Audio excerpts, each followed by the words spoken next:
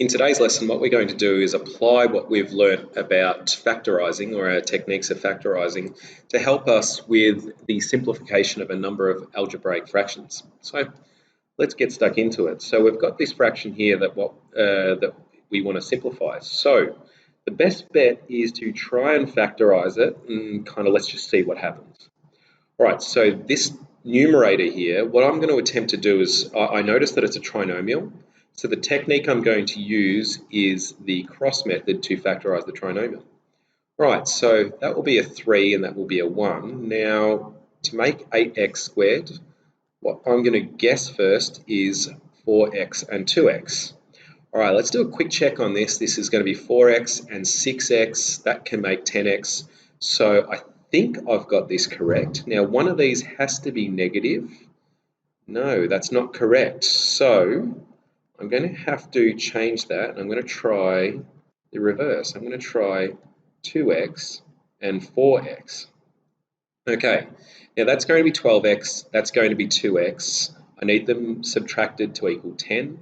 So I know for a fact that this one here has to work out negative. All right, let's do the check. 4x times 3 is 12x. 2x multiplied by negative 1 is negative 2x.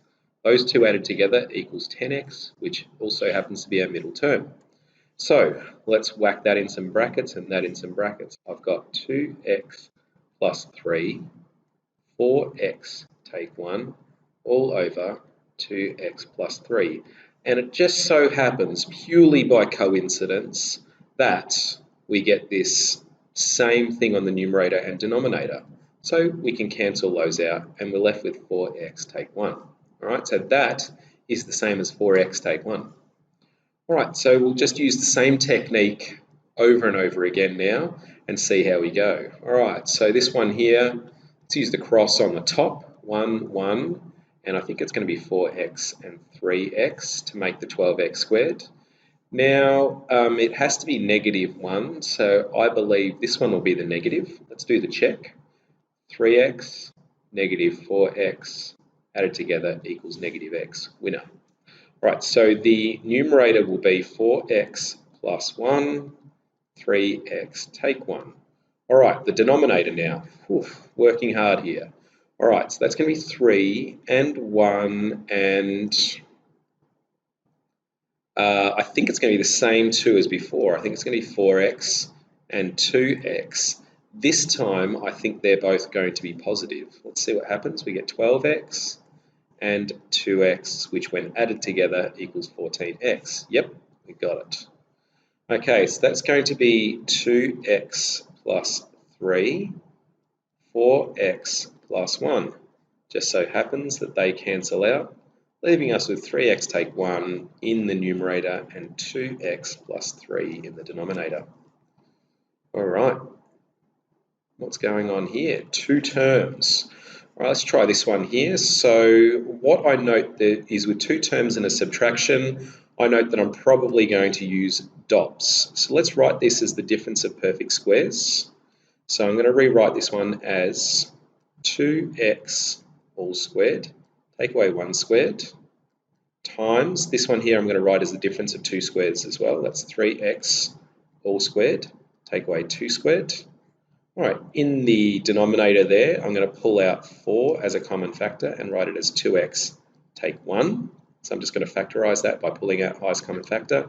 This one here, this non-monic, I'm going to attempt a cross method factorise on it. So we've got 3 times 2, 3, 2. I think this is right. And 3, negative, I think this is going to work. Okay, let's go negative 4x and 3x added together equals negative x. Yep, that's our factorised version.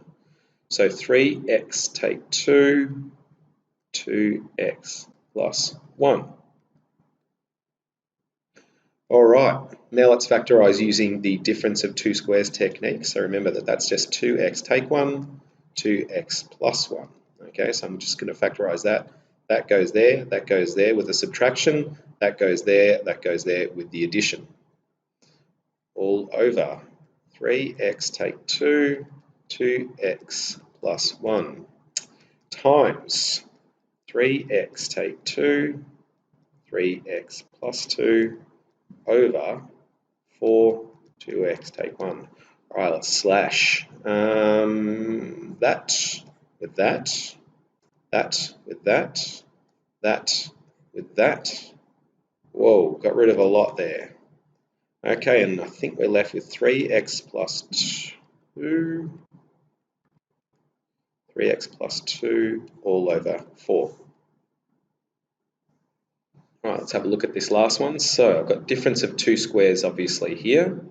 This one, not sure. All right, let's rewrite that. So I've got x squared take root 12 all squared over x plus 2 root 3. All right, now what I'm going to do is rewrite 12 in its most simple form, which is root 12 is equal to root 4 times root 3, which is 2 root 3. Now you can see why I've thought of doing that, because I think that this will cancel out with the denominator. Okay, so let's try it. We've got x take 2 root 3, x plus 2 root 3 all over x plus 2 root 3. Those cancel out, leaving us with x take 2 root 3 as our answer. All right, what's example 5? I think this will be a perfect square. All right, so what I'm going to do is just leave the numerator, because there's not a lot I can do with that. Let's just try the cross method on the denominator, x, 5, 5, and it needs to make negative 10, so I think that that's negative and negative. Negative 5x and negative 5x is negative 10x, which is that. So we've got a winner. X take 5, x take 5. Now, one of those can go with that, leaving us with 1 over x take 5. So just to emphasize something, if you've got this, x take 5 over x take 5 all squared, what I recommend you do is just rewrite it as x take 5, x take 5, x take 5, and then you'll see the cancellations much better.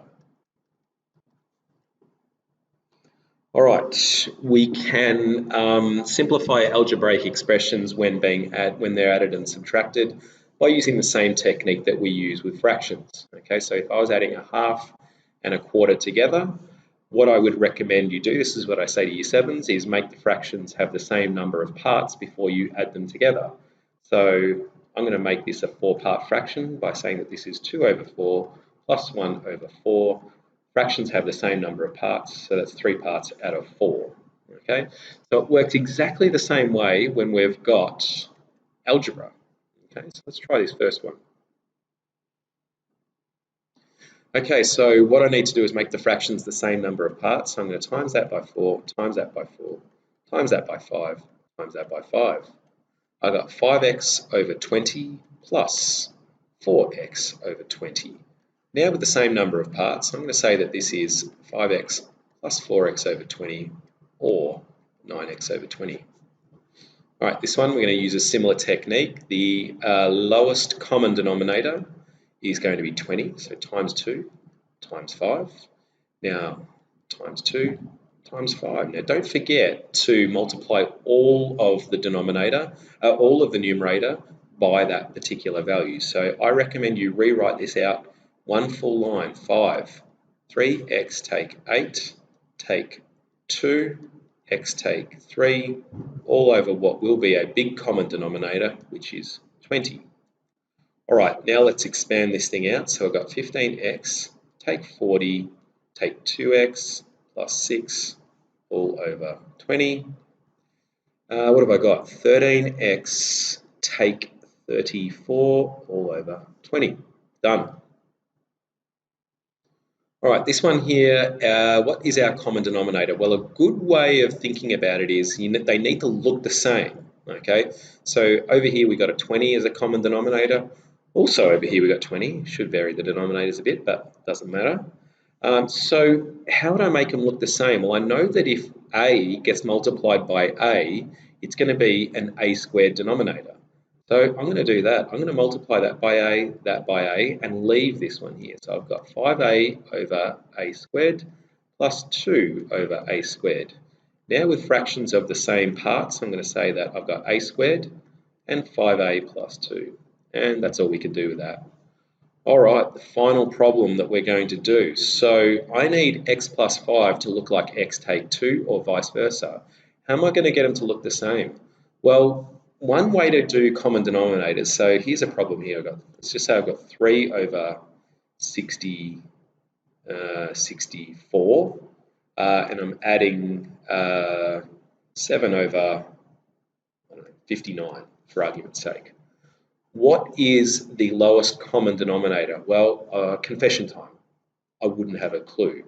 But I know how to get a common denominator, and a common denominator could be found by doing 64 times 59, okay, and working that out. And then I'd multiply this by 64, multiply this by 64, multiply this by 59, and multiply this by 59.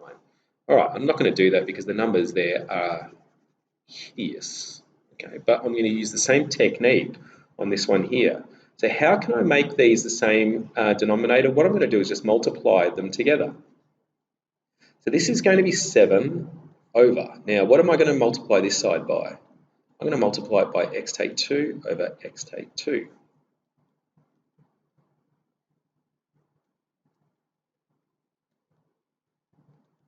Take away 3.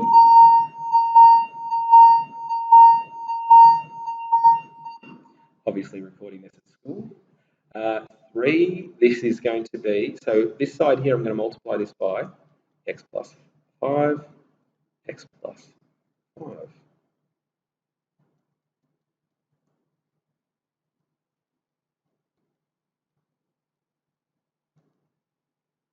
All right, notice something. The denominator is exactly the same. So we're going to rewrite this as 7, x take 2, take 3, x plus 5, all over x plus 5, x take 2. All right, let's clean up after ourselves. So we've got 7x take 14, take 3x, take 15, all over x plus 5, x take 2, equals 4x take 29, all over x plus 5, x take 2. Anything else we can do there? Not really. That's the best we're going to get. So that's factorized. All right, so again, you'll note that we've done 5C and 5D. Now we're going to focus on the questions that require you to process the fractions or simplify the fractions. Good luck with it, girls. And as always, ask if you want some help.